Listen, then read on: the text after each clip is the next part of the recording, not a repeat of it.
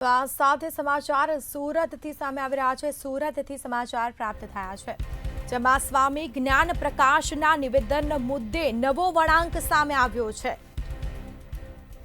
તો વિવાદિત પ્રવચનમાં સ્વામીએ ચોપડીમાં લખેલું વાક્ય વાંચ્યું છે તેવું જણાવ્યું છે। સદગુરુ ગાથા ભાગ 1 નામની ચોપડીનું આ લખાણ વાંચ્યું છે। સ્વામી માધવપ્રિયદાસજીએ આ ચોપડી લખી છે। લખાણવાળી ચોપડીની પીડીએફ સામે આવી છે।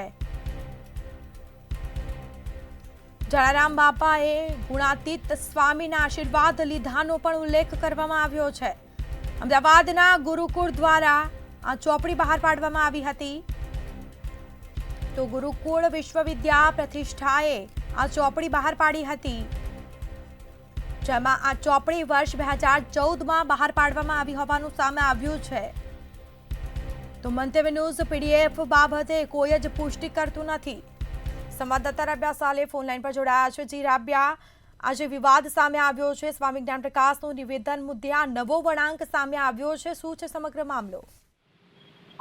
પીડીએફ તો સામે આવી રહી છે, પરંતુ સ્પષ્ટ જણાવી દઉં કે મંતવ્ય ન્યૂઝ ચેનલ આ પીડીએફની કોઈ પુષ્ટિ નહીં કરશે, કારણ કે જે સ્વામિનારાયણ સંતે સભામાં જે વિવાદિત પ્રવચન આપ્યું હતું, આ વિવાદિત પ્રવચનને લઈને હવે નવો વિવાદ અને નવો વળાંક જે સામે આવી રહ્યો છે એને લઈને ચર્ચાનો વિષય સમગ્ર સુરત શહેરમાં બન્યો છે। જ્ઞાન પ્રકાશ સ્વામીનો વિવાદિત પ્રવચન ચોપડીમાં લખેલ વાક્ય જે વાંચ્યું હતું તે તેમણે કીધું હતું એવું સ્પષ્ટ તેમના દ્વારા નિવેદન આપવામાં આવ્યું હતું। ચોપડીની જે પીડીએફ છે એ સામે આવી છે, ત્યારે ચોપડી અમદાવાદમાં સ્વામિનારાયણ ગુરુકુળ વિશ્વવિદ્યા પ્રતિષ્ઠા નામ દ્વારા બહાર પાડવામાં આવી હતી। આ ચોપડીના લેખન સ્વામી માધવપ્રિયદાસજી છે તેવું પણ કહેવામાં આવી રહ્યું છે। ત્યારે જલારામ બાપાએ ગુણાતીત સ્વામી પાસે આશીર્વાદ લીધા હોવાનો દાવો સ્વામિનારાયણના સંત દ્વારા વિડીયોમાં કરાયો હતો। ત્યારે આ ચોપડી વર્ષ 2024માં બહાર પાડવામાં 2014માં બહાર પાડવામાં આવી હતી।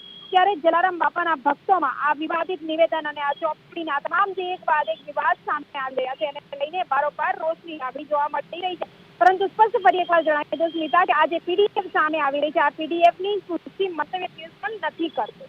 જી સ્મિતા, રાબ્યા, આભાર આપનો।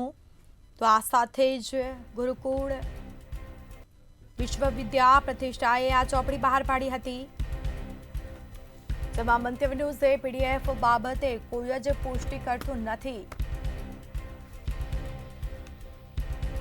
તો બફાટ બાદ સ્વામી જ્ઞાનપ્રસાદ વાપી ચાલ્યા ગયા હોવાનું સામે આવ્યું છે।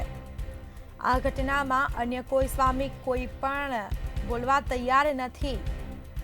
વિરોધ બાદ ગઈકાલે આપેલા નિવેદન સ્વામીનું જૂઠાણું સાબિત થયું, જેમાં આ ચોપડી વર્ષ 2014માં બહાર પાડવામાં આવી હતી।